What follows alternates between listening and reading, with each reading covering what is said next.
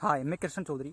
आज मैं आपको हमारा जो एजुकेशन सिस्टम है, इस एजुकेशन सिस्टम के बारे में बात करना चाहता हूँ। यानी हमारा एजुकेशन सिस्टम है वो बहुत ज़्यादा पुराना हो चुका है। इसको एक आज के समय में चेंज करना बहुत ज़्यादा ज़रूरी है। बहुत ज़्यादा पुराना हो चुका है। इसको अभी के समय अभी हमारा जो टाइम है इसके अनुरूप चेंज करना चाहिए। यानी कि हमारा जो एजुकेशन सिस्टम है इसको मेरे पास कुछ एस्पेक्ट है, इन एस्पेक्ट को हमारे जो स्कूल हैं इनमें इम्प्लीमेंट किया जाए तो एक बेहतर एजुकेशन सिस्टम बना सकते हैं। हम एक बेहतर डेवलप कर सकते हैं हमारा एजुकेशन सिस्टम है। और एजुकेशन सिस्टम से हम अगर बेहतर करेंगे तो हमारा जो कंट्री होगा, उनका जो फ्यूचर है, जो स्टूडेंट हैं वो एक बेहतर बन सकते हैं, एक बेहतर तैयार कर सकते हैं उनको। तो पहला है लर्निंग एटीट्यूड। बच्चों का लर्निंग एटीट्यूड होता है उनको समझना चाहिए हमें। लर्निंग एटीट्यूड दो तरीकों से डेवलप होता है बच्चों का। यानी एक तो पेरेंट्स से मिलता है, उनकी जो मेंटल प्रोसेस होती है वो पेरेंट्स से मिलती है उनकी उन्हें। तो और दूसरा होता है इन्वायरमेंटली यानी कि जो माहौल से सीखते हैं बच्चे। तो हमें बच्चों के सामने एक बेहतर इन्वायरमेंट रखना पड़ेगा। यानी हमारे जो घर की जो प्रॉब्लम्स होती है इन प्रॉब्लम से दूर रखना चाहिए उन्हें। और भी जो जो हमारा जो इन्वायरमेंट है उसमें एक बेहतर डेवलपमेंट करेंगे तो एक उनकी जो माइंड सेट होती है बच्चों की, उनकी जो कंडीशनिंग होती है वो एक बेहतर होनी चाहिए। अभी हमारे जो मोबाइल होते हैं, हम मोबाइल चलाते हैं तो बच्चे हमें ऑब्जर्व करते हैं, और बच्चे ऑब्जर्व करते हैं तो वो भी देखने की कोशिश करते हैं। तो इंडिया में बहुत बड़ी प्रॉब्लम है बच्चों के मोबाइल चलाने की, बहुत ज़्यादा बड़ी प्रॉब्लम है।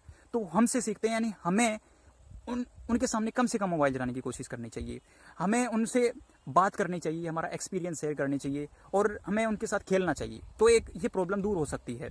बाकी बढ़ती जा रही है ये प्रॉब्लम। तो दूसरा, उन बच्चों को अगर उनका जो माइंड डेवलप करना है तो हमारे जो मोबाइल हैं उनमें उनके एक अच्छे गेम्स डाउनलोड करने पड़ेंगे। यानी उन्हें आपके मोबाइल में चेस खिला सकते हो आप। इस तरह के गेम डाउनलोड करिए जिससे उनका माइंड, उनको लगाना पड़ेगा, उसमें दिमाग लगाना पड़ेगा। तो आप चेस डाउनलोड कर सकते हैं। एक बच्चों का यूट्यूब आता है, हमारा बड़ों का यूट्यूब आता है, उस बच्चों का भी यूट्यूब आता है यूट्यूब किड नाम से, वो डाउनलोड कर सकते हैं। उसमें एक एज के अनुसार लिमिट होती है, यानी कि वो उस तरह की जानकारी देते हैं बच्चों को। तो इस तरह हम करेंगे तो एक उनका इन्वायरमेंटली जो माइंड होता है वो एक बेहतर हो सकता है। जैसे चाइना में 3 साल के बच्चे की इस तरह की माइंड सेट और कंडीशनिंग की जाती है कि वो अपने देश के लिए एक रोल मॉडल बन सकते हैं, एक पहचान बनाने की कोशिश करते हैं। तो वो कर सकता है तो हम भी तो कर सकते हैं। और दूसरा है स्पोर्ट। यानी बच्चों को ज़्यादा से ज़्यादा खिलाने की कोशिश करना चाहिए, स्पोर्ट में जाने की कोशिश करवाना चाहिए उनको। यानी कि मैं रिक्वेस्ट करना चाहता हूँ कि हमारे जो स्कूल है उनके 8 पीरियड होते हैं, उन 8 पीरियड में से 1 पीरियड स्पोर्ट का होना चाहिए। अब स्पोर्ट में जैसे वीकली हम स्पोर्ट देखें, डेली स्पोर्ट होंगे, तो जैसे एक बच्चा परफॉर्मेंस करेगा एक स्पोर्ट में। अब यानी कि एक बच्चा वो परफॉर्मेंस करेगा उस स्पोर्ट में, तो प्रैक्टिस करेगा, डेली प्रैक्टिस करेगा, तो एक उस खेल में एक बहुत आगे तक जा सकता है। फिर दूसरे दिन एक खेल होगा, फिर उसमें एक दूसरा बच्चा परफॉर्मेंस करेगा, उसमें उसे आप अप्रिशिएट करिए। उसे आप उसके फील्ड के बारे में बताइए, उसे ओलंपिक के बारे में बताइए। इस तरह आप एक बच्चे की कंडीशनिंग करोगे आप, तो वो बच्चा बहुत आगे तक जा सकता है, आगे ओलंपिक तक जा सकता है, एक मेडल लेकर आ सकता है। चाइना भी इस तरह करता है। बच्चे की उस 3 साल की बच्चे की माइंड सेट कर देता है कि आपको ओलंपिक में जाना, गोल्ड मेडल लेकर आना है, आपको मेडल्स लाने हैं। तो वो कर सकता है, तो फिर हम भी कर सकते हैं। दूसरा है प्रैक्टिकल। हमारे बच्चों को, हमारी जो किताबें हैं, हमारे बच्चों को जो नॉलेज दी जाती है वो थ्योरी बेस पर दी जाती है। तो हमें थ्योरी बेस से हटा के उनको प्रैक्टिकल बेस पर उनको पढ़ाई करवाना चाहिए। हमारी जो किताबें हैं वो प्रैक्टिकल बेस पर होनी चाहिए। हमारी जो स्कूल होती है, स्कूल में हर क्लास में प्रोजेक्टर होना चाहिए, प्रोजेक्टर से पढ़ाई होनी चाहिए उनकी। यानी कि कम से कम स्कूल हर क्लास में नहीं तो एक क्लास स्कूल में एक प्रोजेक्टर तो होना चाहिए, एक लैब भी होनी चाहिए, ताकि वो ज़्यादा से ज़्यादा प्रैक्टिकल करने की कोशिश करें। अब आप प्रोजेक्टर को उनको प्रोजेक्टर से आप समझाओगे तो वो हर चीज़ समझने की कोशिश करेंगे। थ्योरी तो हम कम से कम 90% थ्योरी पढ़ाते हैं और 10% प्रैक्टिकल करवाते हैं उनको।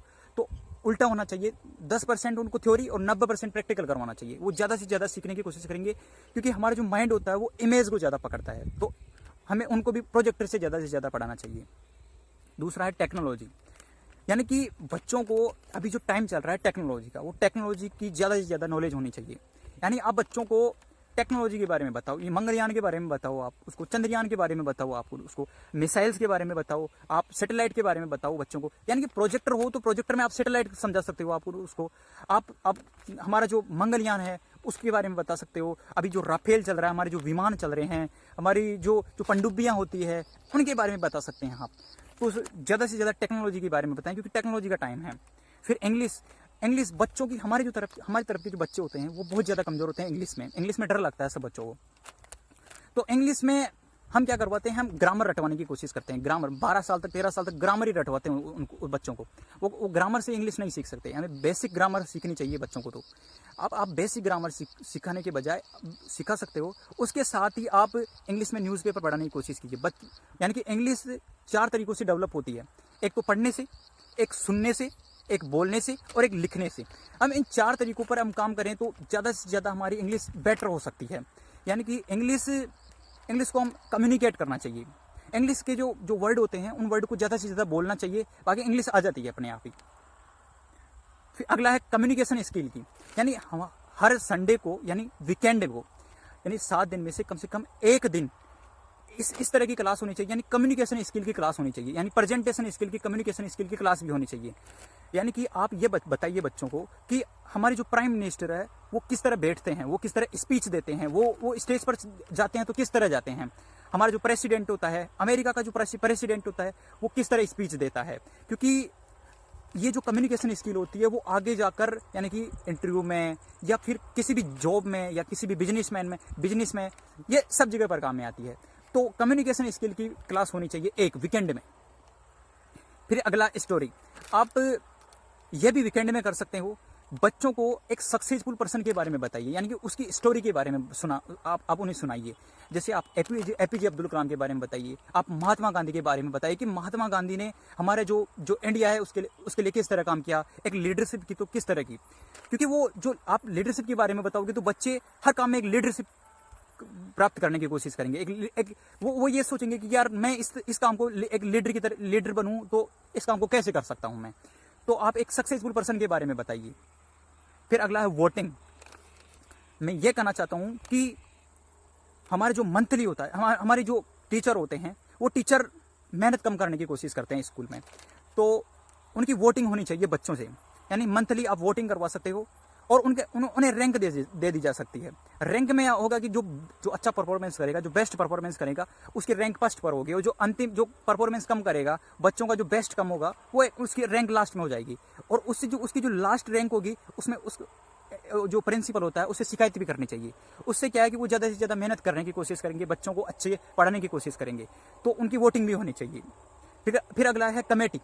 यानी कि हमारी जो स्कूल होती है उसकी मॉनिटरिंग के लिए गांव में से एक कमेटी होनी चाहिए। उसमें सरपंच हो सकते हैं, अब 5 से 10 लोग हो सकते हैं। तो उससे क्या होगा कि हमारी जो कमेटी बनेगी वो कमेटी स्कूल में जाएगी, उसकी स्कूल की जो व्यवस्था होती है उसको देखेगी, उसका राशन देखेगी, बच्चों को किस तरह पढ़ाया जाता है, बच्चों को किस तरह तैयार करवाया जाता है, तो उसकी वो कमेटी मॉनिटरिंग करेगी। तो एक कमेटी होनी चाहिए गाँव में।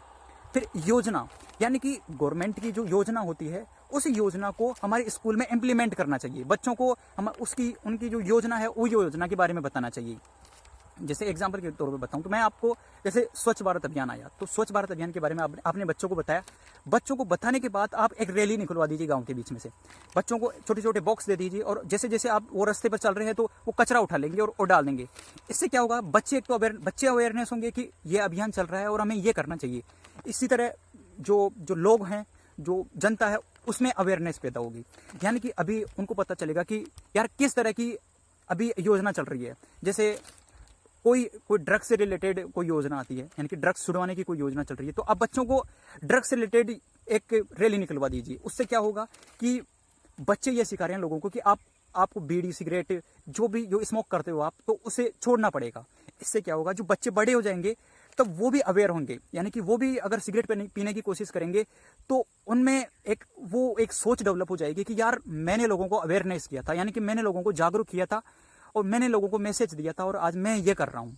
तो हम इस तरह के अगर इस तरह के हम इम्प्लीमेंट किया जाए और इस तरह की हम डेवलपमेंट किया जाए, एक कुछ ना कुछ कंडीशनिंग लगाकर हम एक इन तरह का इम्प्लीमेंट किया जाए, तो एक बेहतर एजुकेशन सिस्टम बन सकता है। और अभी समय है इस हमारे जो इंडिया को बेहतर बनाने का, क्योंकि अभी जो टाइम चल रहा है वो हमारा जो टाइम है वो बहुत ही पावरफुल टाइम है। अभी हमारा जो कंट्री है वो यंग कंट्री है। Thank you so much. और मैंने लोगों को मैसेज दिया था और आज मैं ये कर रहा हूँ। तो हम इस तरह के अगर इस तरह के हम इम्प्लीमेंट किया जाए और इस तरह के हम डेवलपमेंट किया जाए, एक कुछ ना कुछ